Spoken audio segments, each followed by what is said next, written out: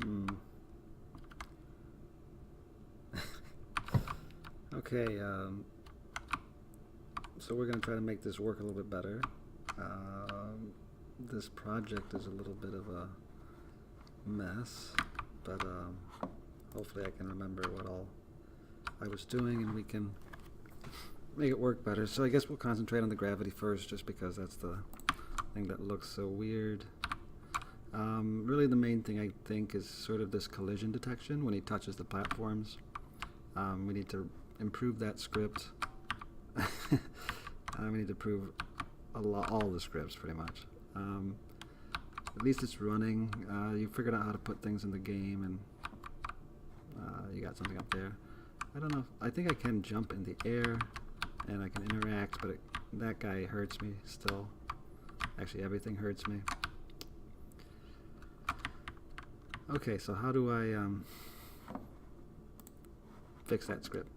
So when we created the player, we created him over here in the setup file of your game. So if I'm going to die, but if I go into the setup, this is the state of your game when I last backed it up. We create the player here. It's just a generic game object. We didn't make a special type of object like we did for the enemies, or for the new life object, or the enemy shots, or anything like that, or even the platforms. We didn't make a separate object for the player.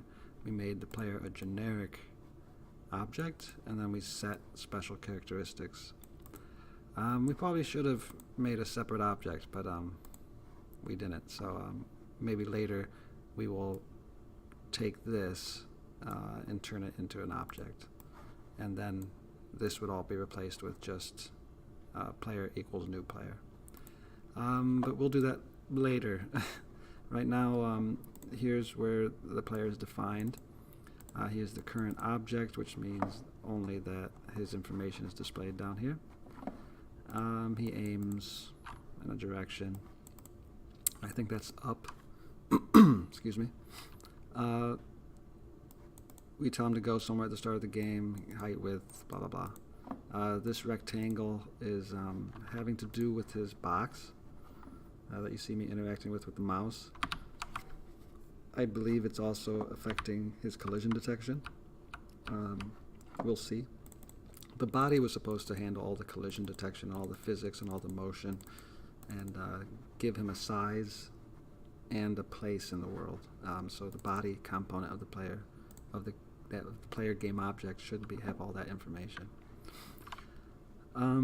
This looks redundant to this, I think, but I won't touch it for now. Then we define the image in a separate component other than the body, which is the renderer, which I guess is just called rend as a component. And we define the image sprite sheet information here. We give him health, 10 points. We define what it is for him to take damage. That's a special function. If you don't specify the number of points that you lose, it'll assume that you lose 1. Your health points drop by that much. And you check to see if you're less than 0, in which case you run a die function, which removes you from the world. Down here, it's defined. But you call it here. Whoops. Inside of the damage function. So you damage, you lose a health. Check to see if you're dead. If you're dead, you run this guy, which deletes you. The heal does the opposite. It increases your health by that much, but you don't check to see if you're dead after you heal, so you're just missing that line because you don't need it in the heal function.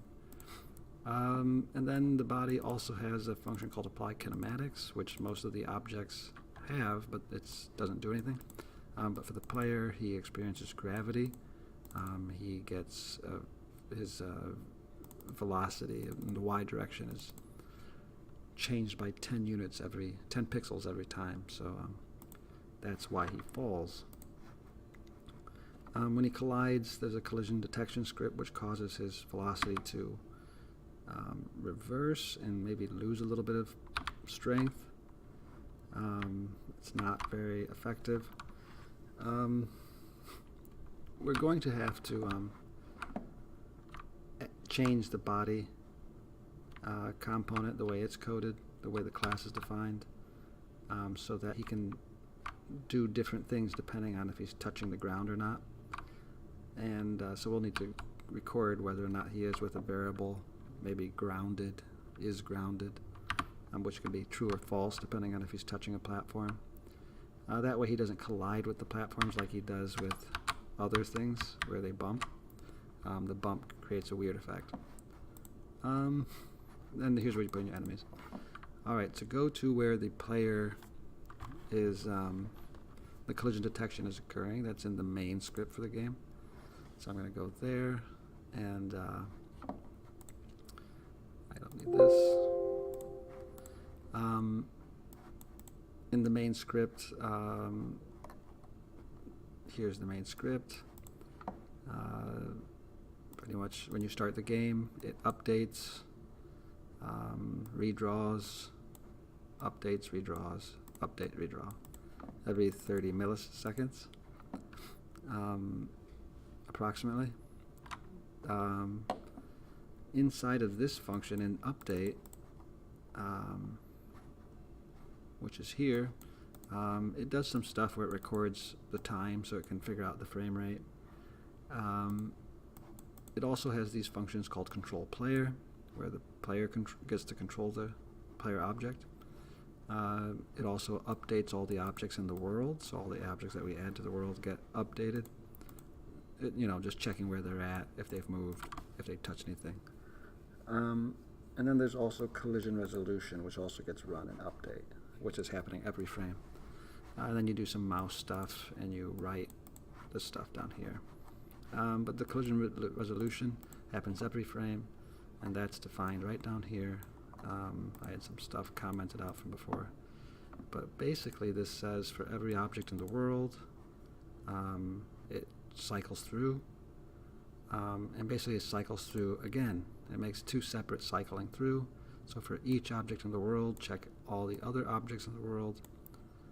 If they're not the same thing twice, if you're not looking at the same object in both iterations across the world, if you're comparing two distinct objects, then it does some sort of collision resolution. So if you're bumping into somebody other than you, or rather if the two objects you're looking to see if they bumped into each other are not the same object, then it checks. If that's the case, it checks to see if you're touching. It checks to see if your distance between one object's position and the others is less than 80. I think that's based on the size of the Mahryoh figure. So he must be 160 wide, I'm guessing. Maybe, I don't know. So good. If they're close enough to be bumping, then you just make sure that it's not a weapon that he's touching, or if it makes sure that neither one of the two objects is a weapon, because it's a weapon, then you just absorb it. But if it's not a weapon that you're touching, and if it's not a weapon, then it checks, is it a platform? Because you'll do something different in that case. If it's not a platform, then it will do this stuff, which is basically, it basically gets them to bounce. And if it's, do I check if it's not a platform again? If it's not a platform, then the person will take damage. So if he touches something that's not a weapon and not a platform, which basically means if he's touching an enemy guy, he'll bounce and take damage. In the case that one of the objects is a weapon, then this happens down here. And so is the weapon hitting a platform? If it's not, then this happens, which is basically, I think they get bumped and you get damaged. So if it's a weapon, or maybe you don't get bumped, maybe you just take the damage, I think. I guess you do get bumped, so Is that the case? Let me see. If I take a weapon hit, do I... No, it doesn't seem like I really get bumped. But I do take damage. Sometimes if it registers the hit. I guess sometimes it doesn't register.